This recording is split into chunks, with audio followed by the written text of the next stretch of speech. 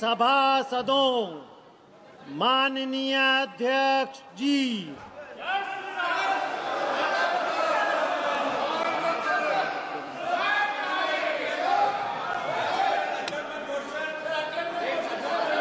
महामहिम राष्ट्रपति जी के अभिभाषण के समय आप चर्चा करना।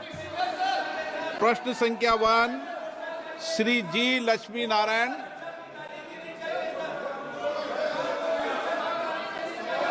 माननीय मंत्री जी, पटल पे रखा गया नरसंहार हुआ है। माननीय सदस्य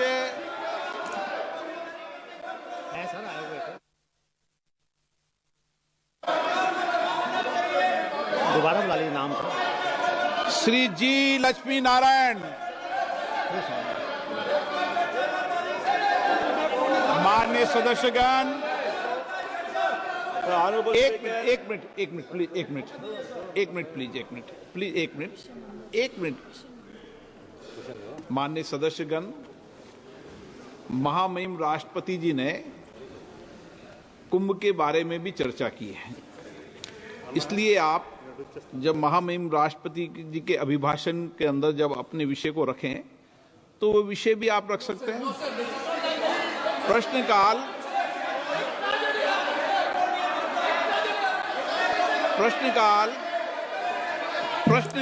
सबसे महत्वपूर्ण समय होता है, माननीय सदस्यों का समय होता है,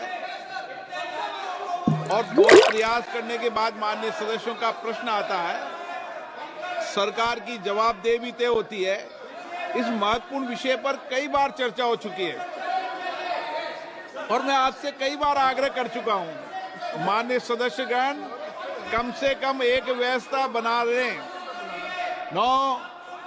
एक व्यवस्था बना लें कि प्रश्नकाल के अंदर कभी भी विषय को नहीं उठाने दिया जाएगा। जब मैं आपका स्थगन को अलाउ नहीं करूं तब विषय उठाया करो। कभी हम संसद की व्यवस्थाओं को तो बनाएं ना।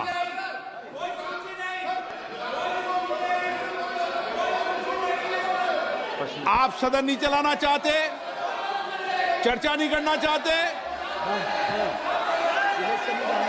माननीय सदस्य। Sir, thank you speaker sir. Question number 1 पूछा है सर, मैं सप्लीमेंट्री का। While the National Culture Fund has successfully facilitated the restoration of numerous historic monuments across the country, I would like to bring attention to Gupti Fort, located in my constituency of Anantapur, sir. This majestic fort, the largest in the state, has witnessed the rise and fall of empires from the Chalukyas to the Vijayanagar Empire, the Mughals and the Marathas, sir, and even the British. Strategically located near NS 44, NS 67 and the Gupti railway station junction, sir. It holds immense potential to become a key tourism hub. However, the fort is currently in a state of neglect. A proposal of 60 crore for its restoration has already been submitted under the NCF ethics remaining pending, sir. I would like to ask the Honorable Minister if the government will take up this project at the earliest and expedite its approval to ensure the timely restoration of the Gupti Fort, sir. Thank you, sir. माननीय मंत्री जी। माननीय अध्यक्ष महोदय, under the provisions of National Culture Fund, the financial arrangements are being done by the donations what we receive or the money what we receive as a contribution from the companies and PSUs through CSR. So primarily and predominantly, the funding agency, they take a call and give us the priority.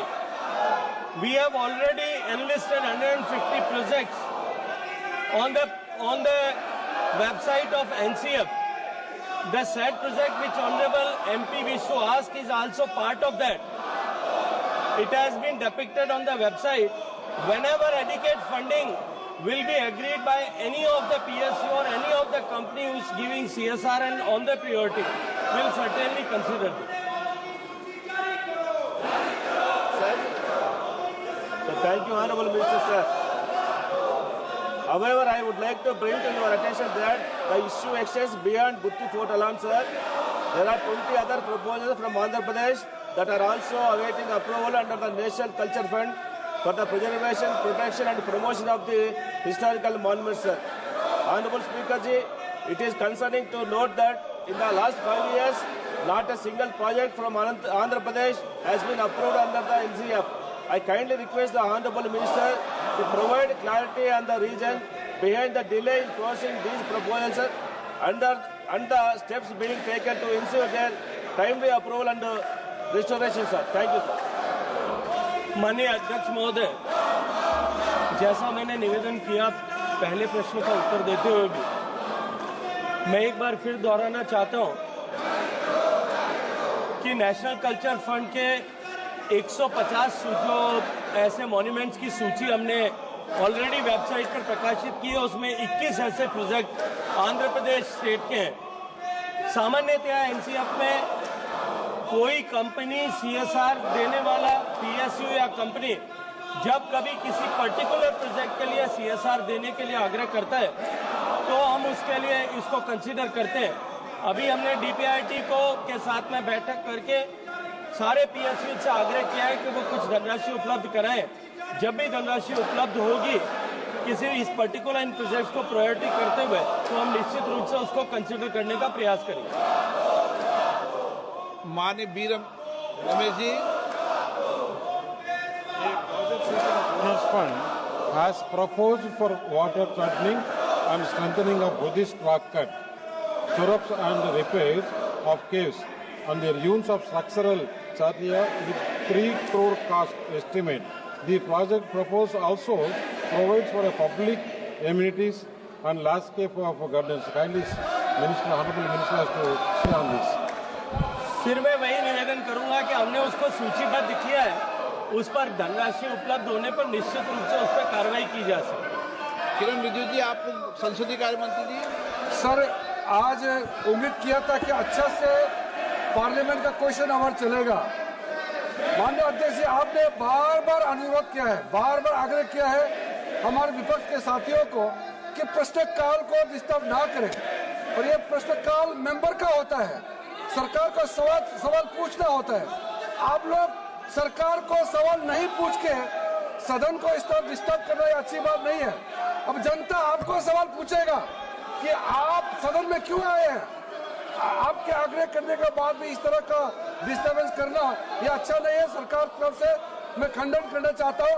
बाकी जो भी बोलना चाहते हैं वो राष्ट्रपति का अभिभाषण पर सब बोल सकते हैं। ये पहला दिन इस तरह का ये नजर यहाँ पे जो अपोजिशन मेंबर्स ने जो हरकत किया है ये ठीक नहीं है। मैं सर इसका खंडन करता हूँ। श्री राम शिरोमणि वर्मा, प्रशांत पोडले, राम शिरोमणि बोल रहा है। मल्लू रवि। क्वेश्चन नंबर 2, श्री सुश्री कंगना रनौत,